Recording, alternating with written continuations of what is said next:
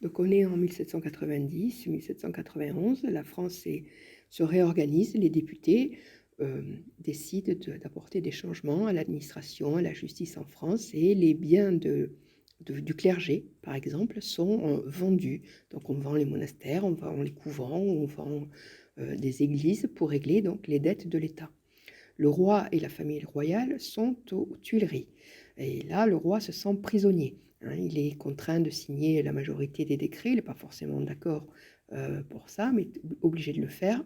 La reine, quant à elle, craint pour sa vie et celle de ses enfants. Ils sont là, ils ne sont pas très à l'aise parce que malgré tout, ils sont un petit peu surveillés. Le roi, de façon clandestine, arrive à correspondre avec le frère de sa femme, son beau-frère donc, qui est empereur d'Autriche. Ce que souhaite Louis XVI, c'est récupérer son pouvoir. Donc pour récupérer son pouvoir, il a besoin de l'aide des rois étrangers, des empereurs étrangers, et donc de leur armée. Et le roi demande donc à ses homologues de l'aider.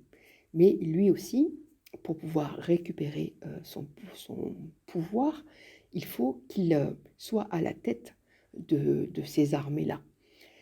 Donc, dans la nuit du 20 juin 1791, il décide de quitter clandestinement les Tuileries.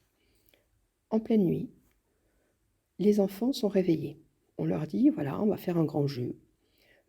Mais pour faire ce grand jeu, vous allez être obligés d'être habillés de façon différente.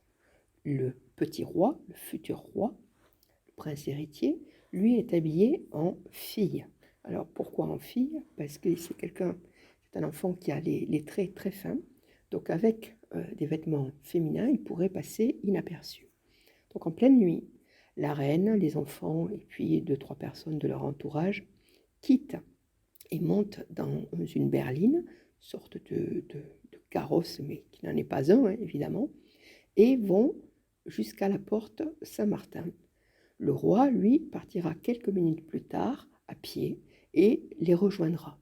Alors, tout ça va être organisé par un monsieur qui s'appelle le comte de Fersen.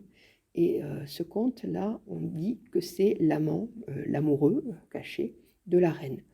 Il y a beaucoup de choses qui circulent à leur sujet, mais jusqu'à aujourd'hui, on n'en a pas la preuve formelle, même si il y a 90% de chances pour que ce soit exact. Donc le comte de Fersen a organisé la fuite du roi. Le roi, la reine et les enfants donc se retrouvent à la porte Saint-Martin et là prennent une autre berline qui va les amener jusqu'à la frontière avec le Luxembourg où là attendent des régiments de l'armée. Ils s'en vont donc en pleine nuit, il n'y a personne dans les rues, c'est très calme. Mais le carrosse qu'ils ont pris est lourd. Ils ont amené malgré tout des malles dans lesquels ils ont mis des vêtements, de la nourriture, etc. C'est assez lourd, c'est pas très pratique. Et de temps en temps, il faut s'arrêter dans ce qu'on appelle des relais de poste. Ce sont des hôtels avec des écuries à côté, des auberges, où on peut changer le cheval, où on peut se restaurer, ou même à la limite, on peut dormir. Donc, durant le trajet qui va les amener jusqu'à la frontière avec le Luxembourg, le roi, malgré tout, est reconnu. Mais bon, il se passe trop rien. Jusqu'à un moment donné, il arrive dans un endroit, et là, il y a le maître de poste, c'est-à-dire celui qui s'occupe de ce relais de poste, qui s'appelle Monsieur Drouet. Alors, petite parenthèse, rien à voir avec Monsieur Drouet de l'école. Je lui ai demandé d'ailleurs, il m'a dit non, c'est pas mon ancêtre, mais enfin bon, c'est le même nom. Donc ce fameux Monsieur Drouet se rend compte qu'en face de lui, c'est le roi. Alors, comment est-ce qu'il l'a reconnu? Eh bien, c'est pas bien compliqué. À un moment donné, le roi est descendu, hein, quand ils sont arrivés à ce fameux relais de poste. Ils sont descendus donc de ce carrosse. Ils se sont détendus, ils ont marché un petit peu. On a proposé à ce qu'ils aillent se restaurer. Ils n'ont pas trop voulu, disant qu'ils étaient pressés. Mais bon, il faut malgré tout changer les chevaux de chevaux. Et le roi, pour payer ça, tend une pièce de monnaie à ce fameux monsieur Drouet. Et ce monsieur Drouet regarde la pièce et là reconnaît formellement donc le roi, parce que sur toutes les pièces à cette époque-là, il y avait l'effigie, hein, du roi de profil. Donc là, il se rend compte qu'il y a quelque chose qui ne va pas. Et il prend avec un ami, chacun d'eux prend un cheval, et il fonce à toute vitesse derrière la calèche du roi, enfin le carrosse entre guillemets du roi, qui est reparti. Alors c'est une course-poursuite qui s'engage.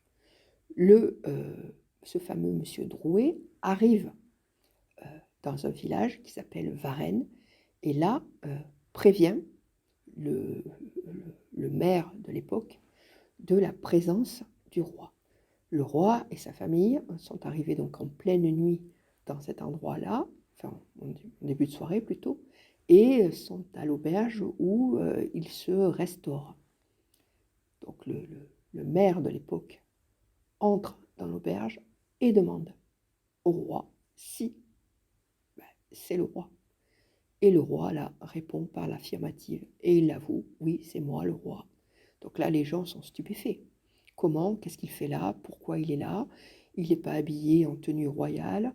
Le carrosse, enfin, entre guillemets, dans lequel il a voyagé, c'est pas un carrosse avec les armoiries royales. Qu'est-ce qu'il fait? Qu'est-ce qu'il fait là? Il est en train de nous trahir. Il quitte la France. Donc le roi est arrêté sur le champ. Et on va le renvoyer à Paris.